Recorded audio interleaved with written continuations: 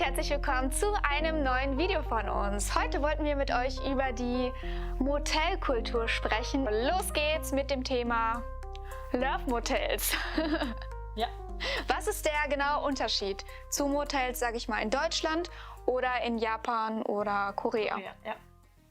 Ja, Motel sind eigentlich in Deutschland viel billiger Hotels, kann man sagen. Ne? Ja, so günstige Unterkünfte Genau, einfach. da wo man keine Verpflegung oder keine Ahnung hat. Aber Motels oder Love Hotels in Japan und Korea sind diese kleine Hotels, die man eigentlich nicht für eine Nacht mietet, sondern für Stunden kann man das, also für die Nacht auch, ne, wenn ihr möchtet.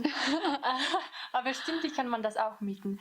Und es kostet viel, viel billiger als normale Hotels, ne, wenn ich mich gut erinnere. Und die Namen dieser Hotels sind immer spezifisch. Man kann so thematische Hotels haben. Beziehungsweise gibt es sogar, also die Leute gehen dahin, um ein paar als Pärchen oder als Bekanntschaft ein paar nette Stündchen miteinander zu verbringen. Das habt ihr verstanden, hoffe ich.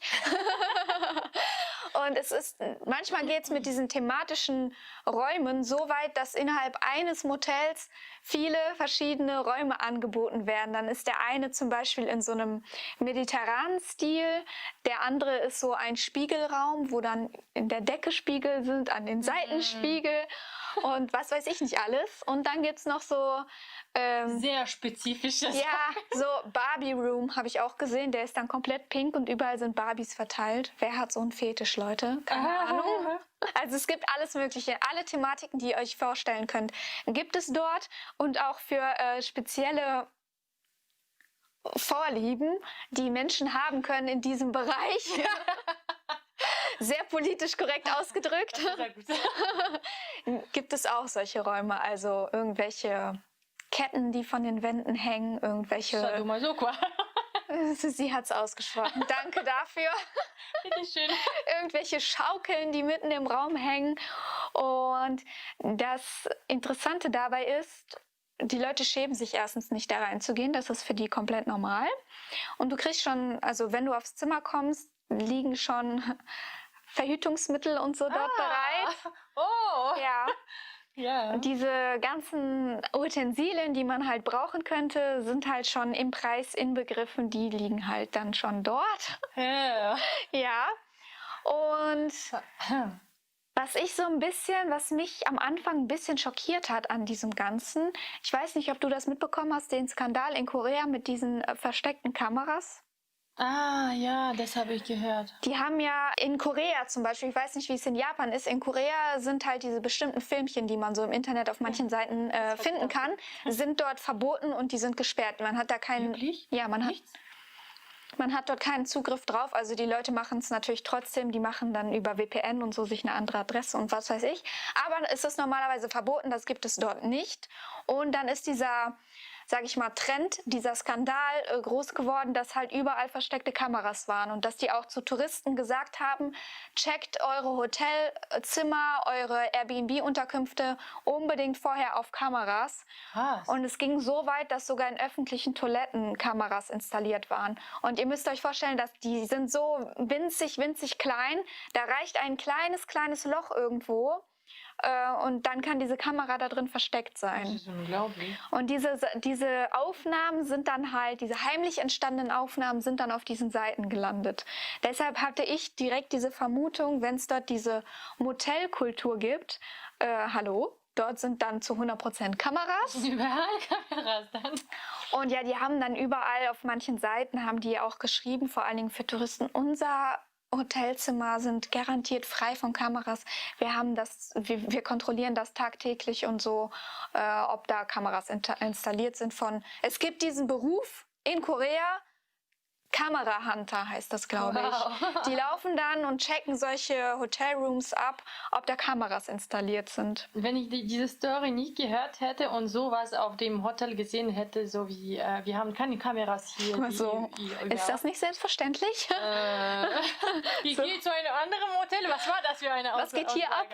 Ja. Ja, es wird aber nicht nur dafür genutzt, diese Motels tatsächlich. Eine Bloggerin, die wir beide gucken, die ist vor kurzem, hat ja eine kleine Korea-Rundreise angetreten und hat dort tatsächlich mit ihrer Familie, mit ihren 2 Kindern, sich so ein Motel gebucht, ein Zimmer dort gebucht, Sie würde auch schon ein bisschen komisch angeschaut dafür. geschaut, weil sie mit dem Kinder gegangen ist. Und wenn man da reingekommen, also sie hat das alles gezeigt, ne?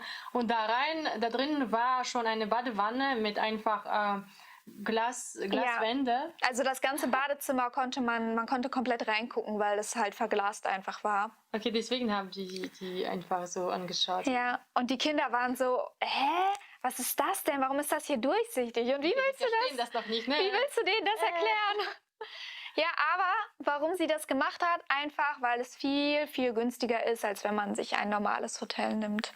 Und es gibt Ja, halt, nicht, ne? manche bieten halt so spezielle Tarife an. Du sagtest ja schon, teilweise wird es stündlich bezahlt, aber es gibt dann so ein Gesamtpaket für die ganze Nacht, wo du nochmal pro Stunde 2 Euro sparst oder so.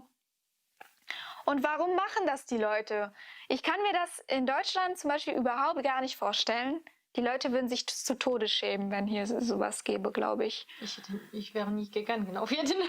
Ja, das ist... Thematische Motels, was wolltet ihr? Ja, vor allen Dingen, du musst ja unten an der Kasse auch sagen irgendwie, Hallo. was du da für einen 3 Raum... Stunden bitte. Ja, und dann sagst du noch so, was du für einen Raum haben willst. Ja, ich hätte gern den Raum mit den Schaukeln oder so.